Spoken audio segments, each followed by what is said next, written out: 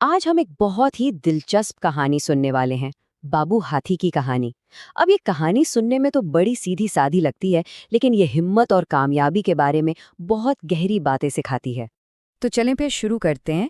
कहानी का जो मरकजी सवाल है ना, वो ये है, सच्ची बहादुरी आखिर है क्या?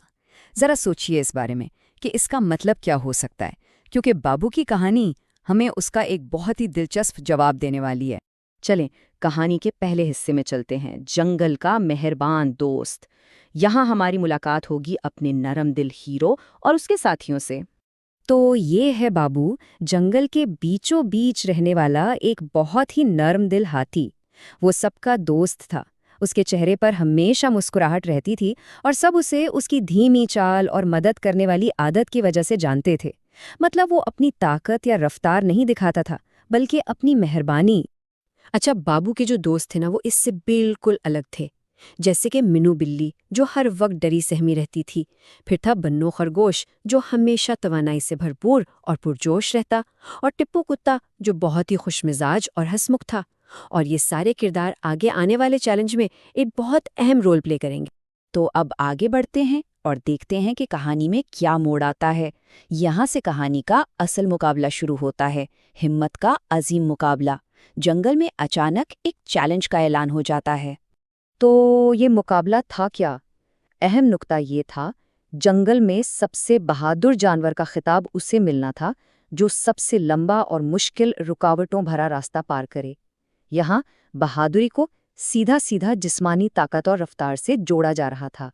और हाँ, ये कोई आसान रास्ता बिल्कुल नहीं था। इसमें पथरीले रास्ते थे जिन पर चलना ही मुश्किल था। छोटी छोटी खाइयां थीं जिन्हें फलांगना था, और गहरे कीचड़ के ऐसे धब्बे थे जो किसी को भी आसानी से फंसा सकते थे। यानी ये रफ्तार और फुर्ती का एक हकीकी इम्तिहान था। और अब हम पहुंचते हैं कहानी के सबसे अहम फैसला कुन मोड़ पर। एक गिरावट और एक कहकहा। ये वो लम्हा है जहां कहानी का पूरा मतलब ही बदल जाता है। मुकाबला शुरू होते ही बाबू ने वही किया जो उसकी फितरत थी।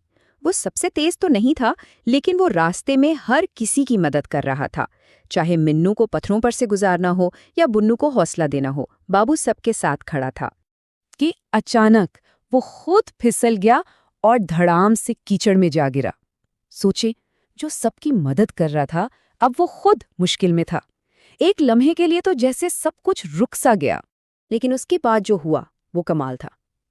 थोड़ा संभलने के बाद बाबू ने अपने दोस्तों की तरफ देखा और जोर से हंस पड़ा।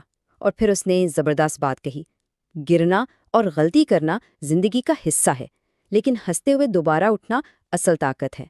यानी ये कोई नाकामी नहीं थी, ये तो एक सबक था। बाबू के इस एक रद्द-ए-अमल ने ना सब कुछ बदल कर रख दिया। अब हम कहानी के इस हिस्से में हैं जो जीत का असली मतलब समझाता है। अब ये सिर्फ एक मुकाबला जीतने की बात नहीं रही थी। बाबू की हंसी देखकर दूसरे जानवरों के चेहरों पर भी मुस्कुराहट आ गई। अब वो मुकाबला एक इज्तिमाई सफर बन चुका था। सब ने एक दूसरे का साथ दिया और एक टीम की तरह मिलकर पहाड़ी की चोटी पर पहुंचे। यहाँ दो बिल्कुल मुख्तलिफ नजरियात का फर्क साफ नजर आता है। एक तरफ पुराना तरीका था जहां जीत को सिर्फ ताकत और रफ्तार से नापा जाता था, लेकिन बाबू ने हमें एक नया तरीका सिखाया कि असल जीत तो दोस्ती और हौसले में है। और आखिर में जंगल ने भी इसी बात पर मोहर लगा दी। फातेह कौन करार पाए? वो सब जिन्होंने दोस्ती, हौसले और एक खुश मिजाज रवैये का मुजाहरा किया।